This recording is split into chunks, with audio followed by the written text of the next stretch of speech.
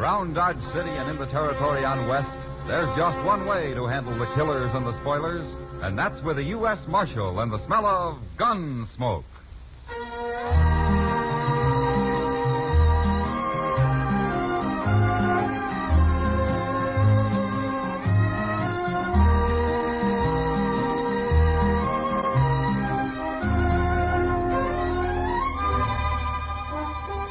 Gunsmoke, starring William Conrad. The story of the violence that moved west with young America. The story of a man who moved with it.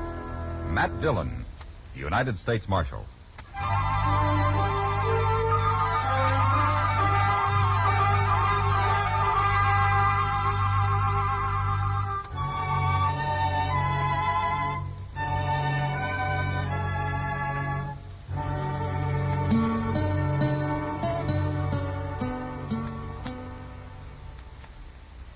Dillon? Yeah, what is it, Chester? You know Tiller Evans? Oh, the mule skinner? Yes, sir. What about him? He's standing out there in the street. Looks like he's about to head down Santa Fe Trail with a big load of supplies. Well?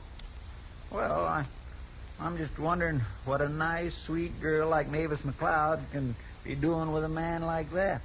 You, jealous, Chester? Oh, no, sir. But Tiller's such a mean, ugly old bull. Oh, well, look at him. Look at that. What? Why, he just hit her, Mr. Dillon. What? Slapped her right in the face. He did. I told you he was mean. Well, that's a fine way to tell a girl goodbye. Yeah. Look, he hit her again. Yeah. Oh, I hate a man that picks on women, Mr. Dillon. Oh, poor little thing, she's crying. I sure am glad we're doing something about this.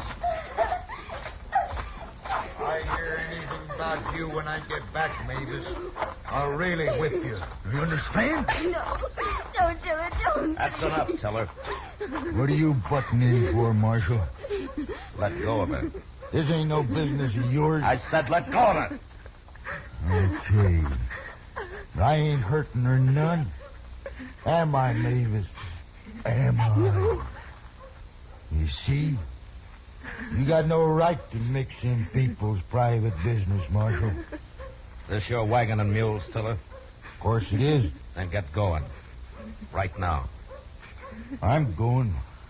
But if I wasn't in a hurry, I'd have this out with you right here. I see you when I get back next week, Marshal. Now, Mavis, you remember what I told you now. Well, do you? Yes. What's going on here, anyway? Mavis, has this beast been after you again? Don't you call me names, Kitty. I'll fix you same as her. I can't tell you from one of your mules, Tiller. Now, look here. Leave him alone, Kitty. You get up on that wagon box, Tiller. Now. You wait till I get back.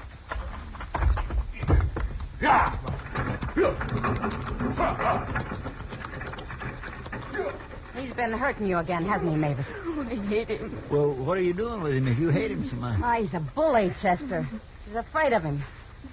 At least he'll be away for a few days now. I hope he never comes back. Will you come with me, honey? Thanks, Kitty. I'll make you some coffee. Come on, Chester. Poor gal.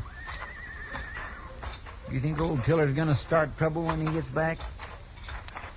I don't care if he does, Chester. No, I feel the same way. Only he's a mite too big for me. What? Look, there's somebody here. Are you Marshal Dillon, sir? I am. My name is Marcus France. How do you do? This is Chester Proudfoot. Mr. Proudfoot? Mr. Proudfoot. Well, how do you do, Mr. France? I witnessed that scene in the street there, Marshal. That man should be horsewhipped. He sure should. Such a pretty girl. And she's an awful nice girl, too, Mr. France. I'm sure she is. Well, Marshal, I don't want to take up your time. I thought it best we have a talk before I go to work here. You're a stranger in town, huh? I arrived this morning. I'm from Philadelphia, Marshal, and I'm a gambler. Uh-huh. They gamble much in Philadelphia? Men gamble everywhere, sir. The weakness is universal. Yeah, I suppose. Well, you can gamble here all you like. as long as you don't run a crooked game. That's precisely what I wanted to see you about, Marshal. What? It's not that I'm dishonest, but I've often been accused of being so. Sometimes makes for unpleasantness. Around here, it usually leads to gunplay. Yes, of course. I can handle myself on that score. Mr. France, I never heard a gambler yet come out and admit he was a crook, but if he is, sooner or later, either he or somebody else winds up dead. That's why I don't tolerate anything but an honest game in Dodge. You impugn my honor, sir? He what? Never mind, Chester. Now, just what is it you want to tell me, Mr. France? I am a gentleman, Marshal. Well, if you are, you're about the first one that ever rode into this town. But for the time being, I'll believe you. Thank you, sir. And don't be so touchy about your honor. It'll just get you into trouble. I'm afraid I haven't explained myself, Marshal. There are reasons why I've often been accused of dishonesty. Oh, like what? A bad loser will grasp at any straw to save face. He'll even call the deal crooked. Yeah, I've seen that happen. There are likely to be many losers in a game I run. Is that so? That may sound like bragging, Marshal, but I possess great skill at cards. Also, I'm extremely lucky. I see. Now, you may send a man to watch the deal if you like. Perhaps Mr. Proudfoot here. Oh, sure. Why, I'd be glad to come. No.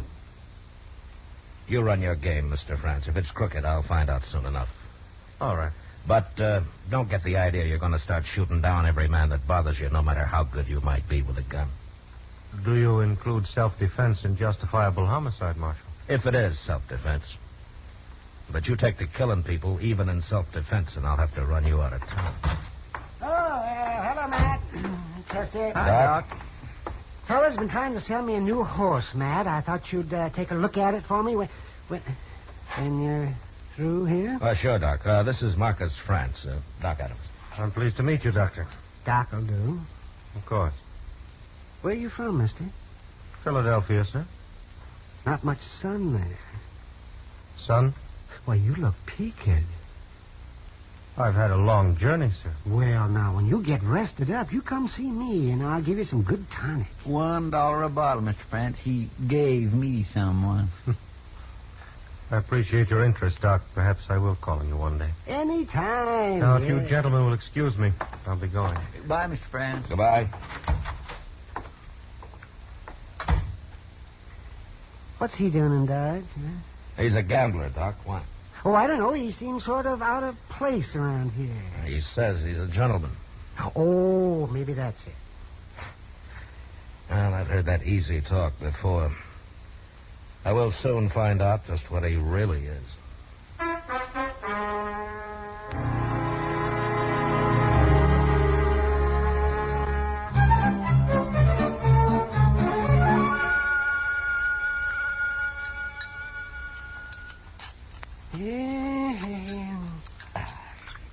Oh, man, you'd think a restaurant like this could serve something besides beans with their meat, wouldn't you now, Matt? Honest. Oh, you got potatoes, Doc. I'm sick of them, too. Potatoes. Once you get married, Doc, then you could eat fine. Oh, the last woman that wanted to marry me was a hog and hominy cook. I don't think she ever heard of any other kind of food. Why, didn't you ever take her out?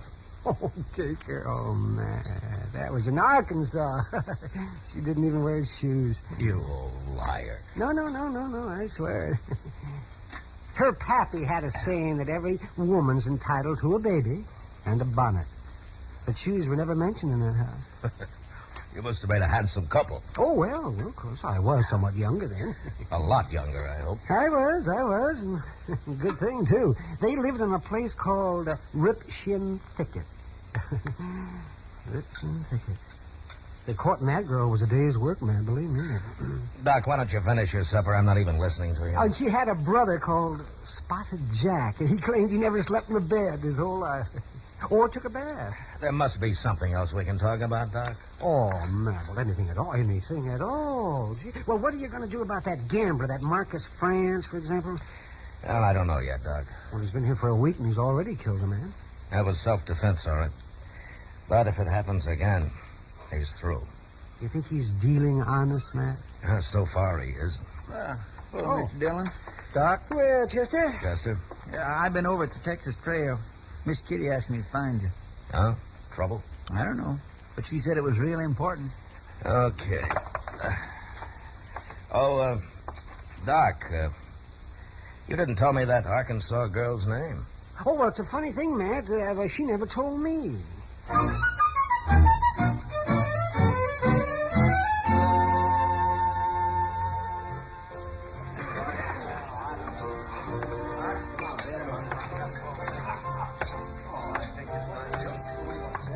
Hello, Kitty. You wanted to see me, huh? Sit down, Matt. All right. It's about Marcus France over there. Oh? He's going to be killed, Matt. What? Tiller Evans is due back tomorrow. Well, what's Tiller got to do with it? You remember the day he left when you stopped him from slapping Mavis around? Mavis? You mean Mavis and France? She says she's in love with him, Matt, and she doesn't care who knows it. Underneath, she's scared to death. Well, does France know about Tiller? Mavis told him. Matt, I don't know what you think about him, but to me, he's the most decent man I've met in a long time. Well, he may be, Kitty. But he's sure causing a lot of trouble. Well, Tiller's going to kill him. I know he is. You got to stop it, Matt. Kitty, how did a nice girl like Mavis get started with Tiller in the first place? Oh, she didn't have much choice. The big ape just moved in on her and took over. She's awful young, Matt, and pretty helpless. Well, if she and France is so much in love, why don't they get married? I've thought of that, too. So has Mavis, by the way. Well, maybe France isn't so honorable after all, Kitty. Give him time, Matt. Tomorrow isn't very far off. Before I said you're cheating, and I meant it. No man can call me a cheat, mister. I just did, didn't I? Stay here, Kitty. Yeah. You better leave the game, mister. You're a cheat and you're dealing crooked cards. You got a gun, mister. Now use it. Leave that gun where it is. Now, France, I warned you once. You heard what he said, Marshal. I meant it, too. He's dealing crooked cards. Can you prove it, mister? I don't have to prove it. He's got over $100 of mine. I ain't won a hand at this table in an hour. See, Marshal? Just like I told you, some men can't take losing. Did you see him cheating, mister? I didn't have to. Look at that pile of money. You talk pretty loose for a man that doesn't have any more to go on than that. Now, why don't you forget about it and get out of here? Forget about it? You heard me. This game is closed for the rest of the night. Well, just as you say, Marshal. Gentlemen, the game is closed. I'll see you later. So where can we put it? Oh, France. You know, egging men into a draw and then calling it self-defense is going to make your stay in Dodge mighty brief. I'll have to chance that, Marshal. How many men have you killed because of that tender pride of yours, huh? Well, it doesn't matter. But there's something I would like to know. What are you going to do about Tiller Evans? Oh, you've heard. Yeah. First time in my life, Marshal. I love a woman. Then why don't you get her out of here while there's still time? Run away from a fight? Tiller's a pretty tough man. You mean he might kill me? And where would that leave Mavis? Sorry, Marshal. I've got to stay. You know, France, I can't figure you at all. There's something wrong with you, and I don't know what it is. You'll find out, Marshal. Soon enough.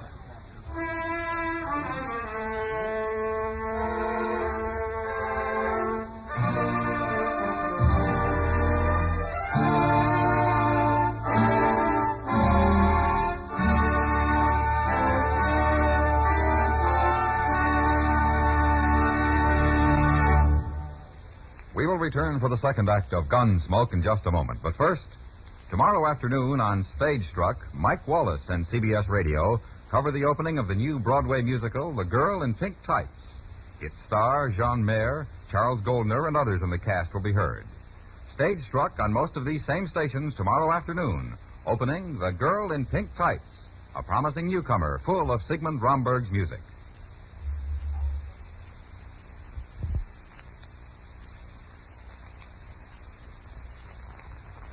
Now the second act of Gunsmoke.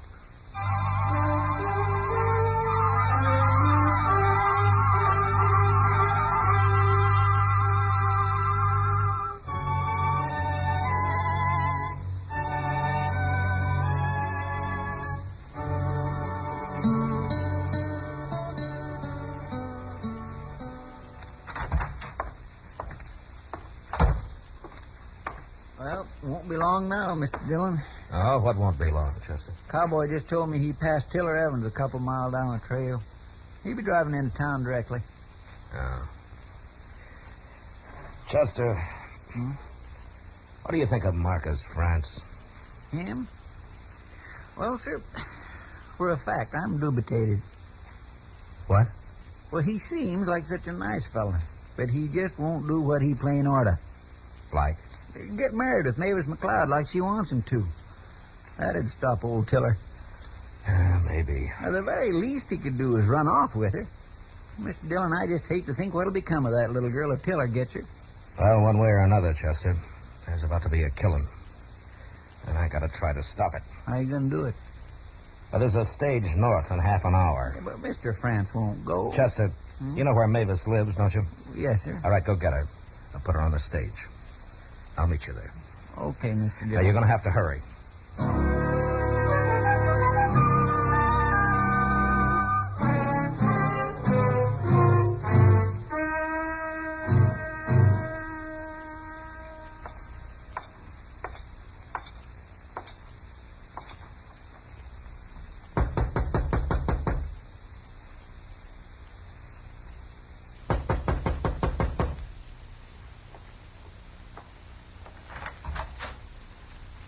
Hello, Marshal. Please come in. Thank you. I am honored, sir. Would you care for a glass of whiskey? No. No, thank you. The very best money can buy. France. Tiller Evans will be here shortly. You'll be looking for me, Marshal, not I for him. Well, any way it happens, there'll be a killing. One sinner less in the world. I'm a lawman, France, not a preacher. Yes, of course.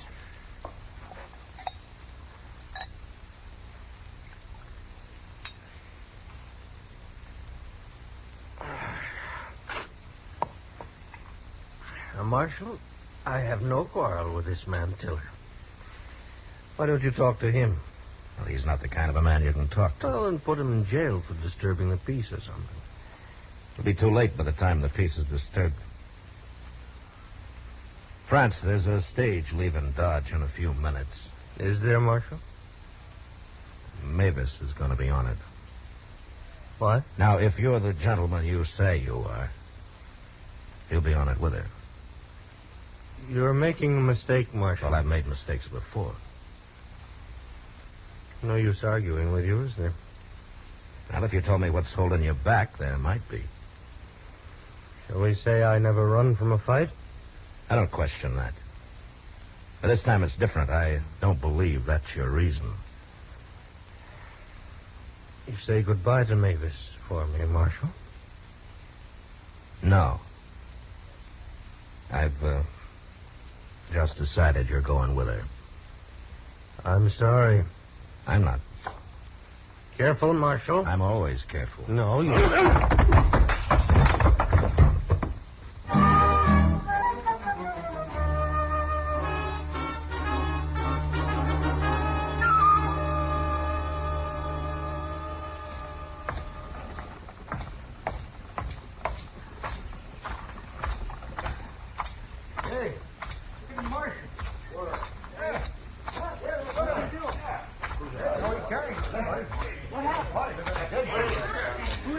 Well, forevermore. You shoot him, Mr. Dillon? Where's Mavis, Chester? She's inside the coach. I'm keeping an eye on her. All right, open the door, Chester. France is going with her. Yes, sir. Marcus. Marcus, what happened? He isn't hurt, Mavis. But he'll be out for a while yet. Why are you doing this, Marshal? Well, I'm a gambler, too, Mavis. And I'm taking a chance that man here of yours is what he says he is. He's a fine man. Well, goodbye, Mavis. And good luck. All right, driver. Yeah. Get this stage out of here. Sure, Marshal. Hold on there! What? Get going, driver. Go on. Come back here! Stop that stage! It's too late, Tiller. You done this, Marshal. Now, take it easy. And that tin horn run off with my gal. You helped them. She wanted to go. Nobody steals nothing from Tiller Evans. I'll find him and I'll kill him. Both of them. No, you won't. Oh. I gotta kill you first, eh? Why don't you go get drunk and forget about it, Tiller? You helped them. Don't do it. I'll do it. Chester, Yes, sir. take care of this, will you? Yes, sir. Couple of you fellas, give me a hand here. We'll drag him over at that trough. Leon, you and Tony, come help me.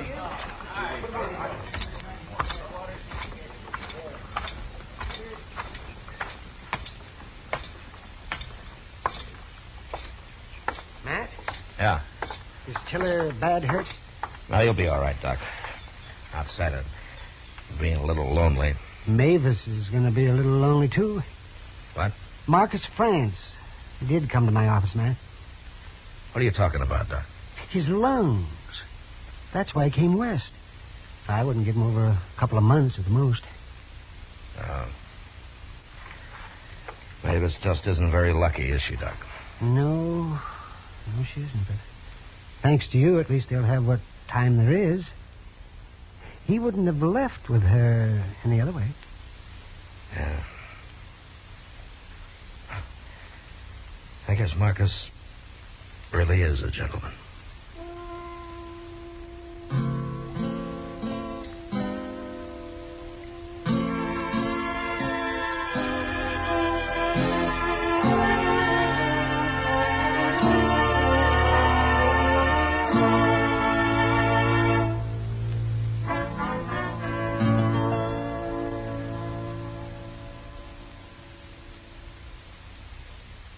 Gunsmoke, under the direction of Norman MacDonnell, stars William Conrad as Matt Dillon, U.S. Marshal. Tonight's story was specially written for Gunsmoke by John Meston, with music composed and conducted by Rex Corey. Featured in the cast were Lawrence Dobkin, Eleanor Tannen, John Daner, and Harry Bartell. Parley Baer is Chester, Howard McNear is Doc, and Georgia Ellis is Kitty. Gunsmoke has been selected by the Armed Forces Radio Service to be heard by our troops overseas. Join us again next week as Matt Dillon, U.S. Marshal, fights to bring law and order out of the wild violence of the West in Gunsmoke.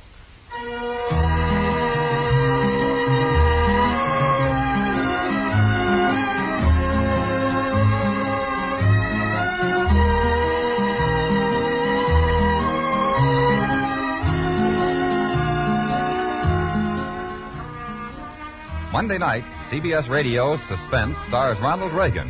The drama is an unusual one titled Circumstantial Terror. In it, a man is on trial for a killing he didn't commit, and the guilty man is on the jury. Tension mounts and mounts until the suspense is almost beyond belief. Don't miss Suspense Monday night over most of these same stations. George Walsh speaking. Stay tuned now for Gangbusters, which follows in a few minutes over most of these same stations. For more outstanding drama, remember the Lux Radio Theater, Monday nights on the CBS Radio Network.